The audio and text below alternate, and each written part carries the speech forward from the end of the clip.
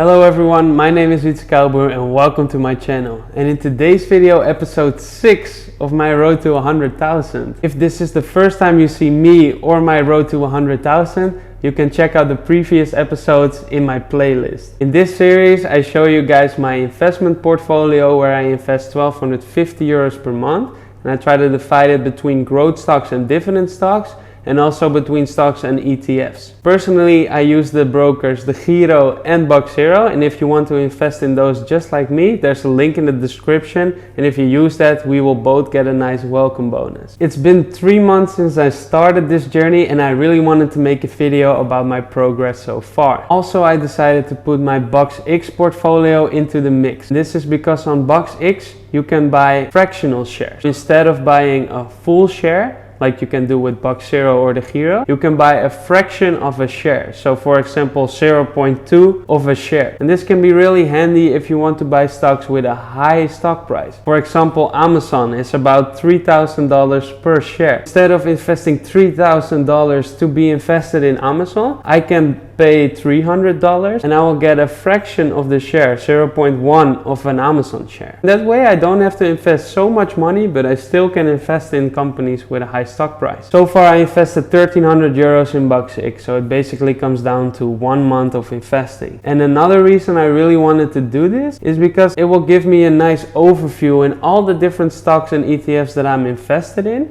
and I can see what the percentages are of how much I invested in it. Because I set some rules for myself, I don't want to invest more than 10% of my total portfolio in one stock. And another thing is I don't want to invest more than 15% in just one sector. A sector could be the travel sector or IT. I don't want to invest more than 15% in one sector, because then if one sector goes down a lot, it could really hurt my investment, and I try to be diversified. Another thing with BUX Zero is that you don't have to worry about currency risk. If you invest in American stocks via DEGIRO, you will buy those stocks in dollars. That means that they will change your currency from euros to dollars and then buy the stocks in the dollars. But what if the dollar price goes down compared to the euro? Then your investments will be worth less. And of course, if the dollar price goes up compared to the euro, you will earn extra with this.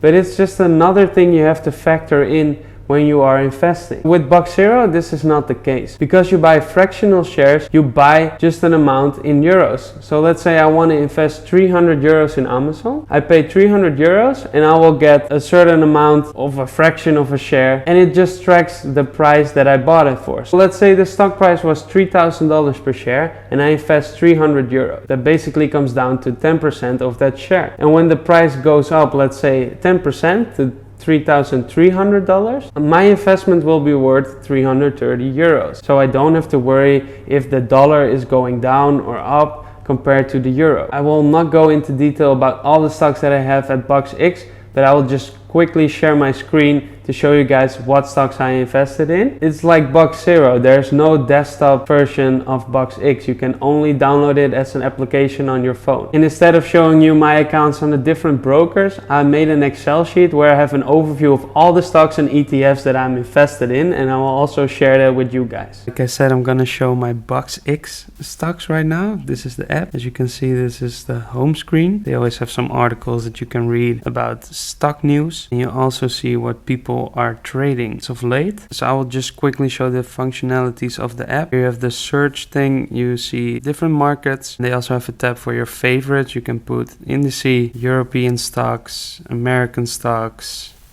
so currencies, and you can also look stocks or ETFs here. And they have a tab with movers of the day, so you can see which one grew the most or which one went down a lot. Then the next one is the community tab. They have many different channels that you can follow, and then people post daily or weekly updates on their investment portfolio. That can be nice to get some inspiration on where to invest in. And then the next tab is your positions. As you can see here, positions or orders and cash. And right now I have like almost 70 euros in reserve, and it kind of works easy. Here you can deposit money, or if you want to take out money, you click on this button. Let's go to my positions that I have within BUX X. As you can see, the first two positions are Air France KLM. It's a company that emerged after a merge of Air France and KLM. And as you can see, it's up a nice percentage. I bought this when it was around 2.9 per share, and right now it's trading for around 5.1, 5.2 per share. So that's a nice profit. And this stock I'm not planning on holding for a long time. As you can see, there's also an option of auto close within BUX X. And what it means is that you put a limit, and once the stock hits that limit, it will sell automatically. And here you can see that once the stock hits 6 euros and 75 cents, I will sell my Air France stock automatically. Then I have Shell. It's one of the biggest oil companies in the world, located in the Netherlands, but it's active all over the world. I'm planning on holding this stock for a long time because they also pay a nice dividend. Then we see Ahold Delhaize. That's a supermarket company that's also active in all over the world, mostly in Europe and Northern America, but also in Asia. And I'm also planning on holding this one for a long time because they also pay a nice dividend. And I think at the moment they're pretty undervalued. Then we have GoPro. It's an American company that's grown fast. The stock is really volatile. I bought it a few months ago when it dropped like 20% after their earnings report. Lately it went up a big amount. I can show you here in the graph. If you look at the month chart, it went from basically 8 euros to almost 13 euros. So that's an increase of more than 50%. And last week we saw a correction. It's now trading around $11 per share. Still a nice profit. It doesn't pay dividends, and I'm planning on selling this one once it hits around $15 per share. Then we have Berkshire Hathaway. That's the company of one of my favorite investors, Warren Buffett. Very steady company. They have a lot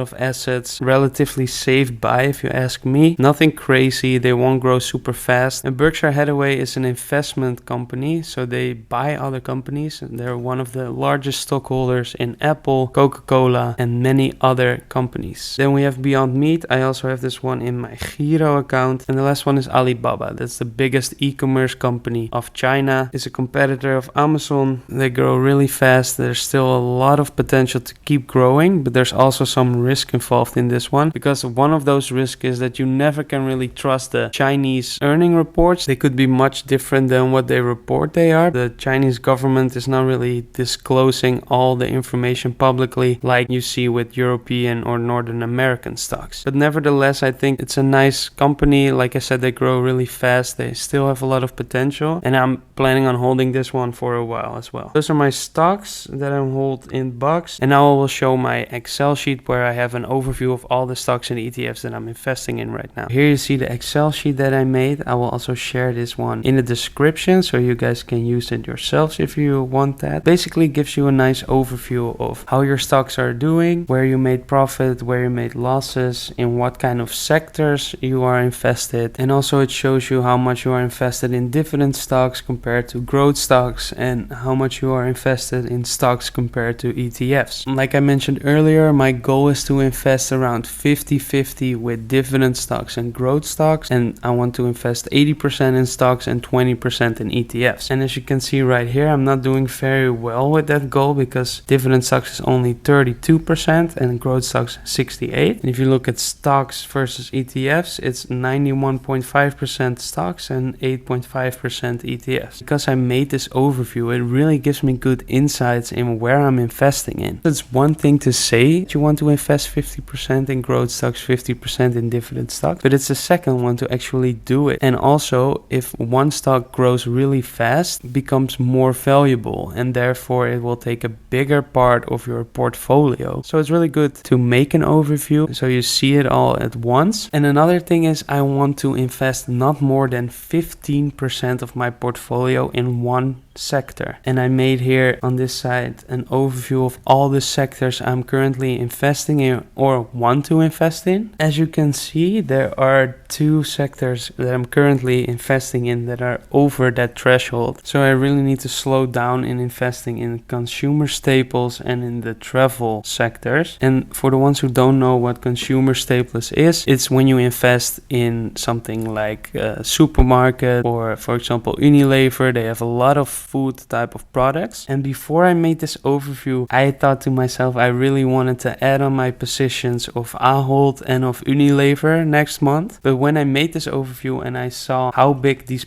positions are of my portfolio, around 9 and 7% already, and when I saw that consumer staples already is more than 16% of my total portfolio, it made me realize that I should not do that if I want to be diversified. So that's really the beauty of making the overview of the stocks and ETFs that you're holding, because that way you can really stay close to your goals that you set when you started investing, and it gives you also a more systematic way of investing. Instead of thinking, oh, today this stocks look nice to invest in, or oh, I just want to buy more of this, you really are investing with an intention. So I think that really helps. So set rules for yourself if you also want to invest, or if you already are investing, so you get the emotions out of the equation, because if one thing will cause you losses, it's investing with emotions. And that sometimes also means that you have to cut down on a certain stock. Even though you love this stock or it has sentimental value for you, you have to be consistent and think without emotions about your investments. As you can see, there's a lot of different sectors that I'm currently investing in, but the majority is in those 5-6 sectors. And of course, this also has to do with the fact that I just started out, and I typically like to invest 400 to 500 euros in one single position. When you just start out, they take up a lot of percentage of your portfolio, that if I keep adding on to this and keep adding different stocks into my portfolio, this will get lower. Another thing I really noticed was that my dividend percentage is much lower than the growth stock percentage. So in April, I'm fully gonna invest in dividend stocks, and also ETFs are lower than my goal was 20%. So I also will invest a little more in ETFs. I invested a total amount of 6,230 euros, and my total portfolio is worth just under 6,600 euros. All together, I made a profit of 363 euros and 26 cents at the moment, which is a return on investment of just below 6%. And you can see big differences between the stocks. The stock I made the most profit on is Air France. You can see here 260 euros on an investment of 350 euros. All my growth stocks, the American growth stocks, went down quite a lot, and the biggest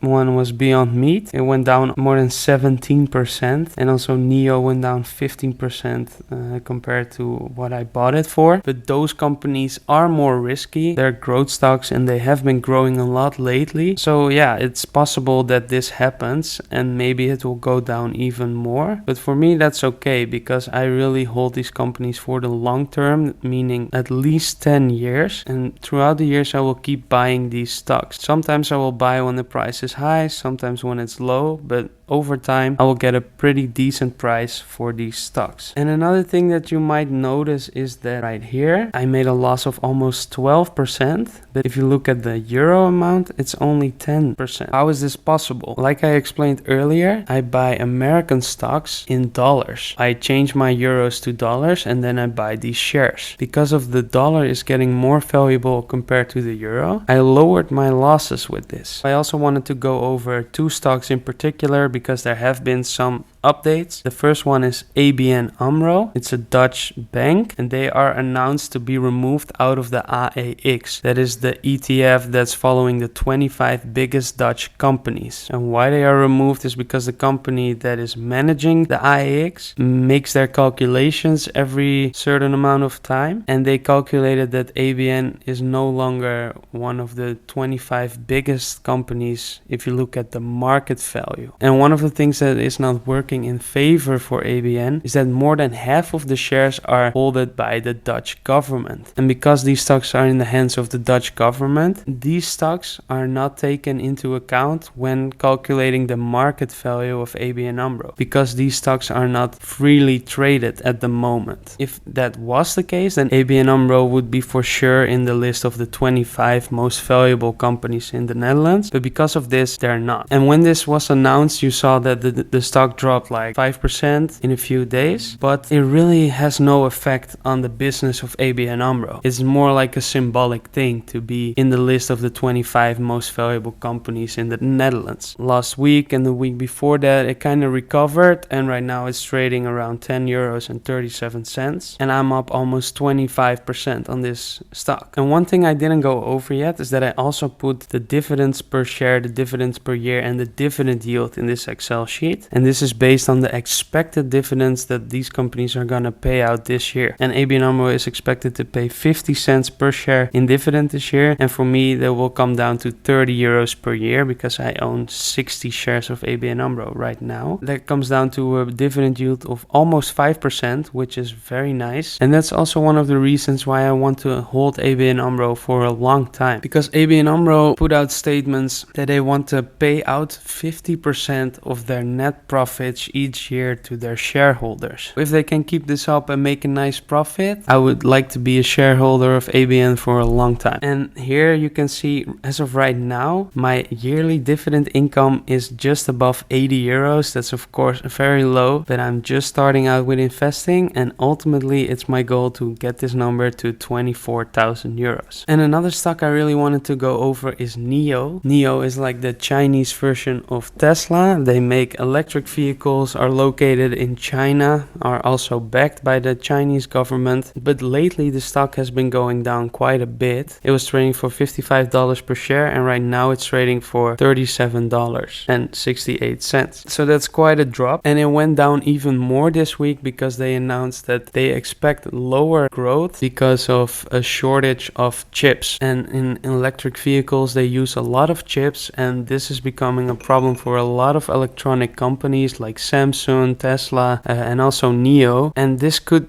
be a problem, but I think this will be resolved. And you also saw that the stock recovered some of their losses because I think people think it's a good moment to buy more NIO shares. I also would have bought some more NIO shares if it wasn't for the fact that it's almost 10% of my portfolio already, and I really want to restore the balance in dividend and growth stocks in my portfolio. So this month and probably next month I will really focus on acquiring more dividend paying stocks and ETFs. So yeah, here you see my progress so far of my investments. Like I said, profit is not that high, but around 6% of the total invested money right now. And some stocks are up, some stocks are down, and that's okay because I'm doing this for the long term. So yeah guys, that was it. This is my progress so far. Let me know in the comments down below what you think about it and what you are investing in right now. If there's any interesting stock or ETF that you are investing that I should review. And if you made it this far in the video and you liked it, please don't forget to smash that like button. It would really help me out a lot. And I want to thank you for watching. I hope I see you in the next one. And like always,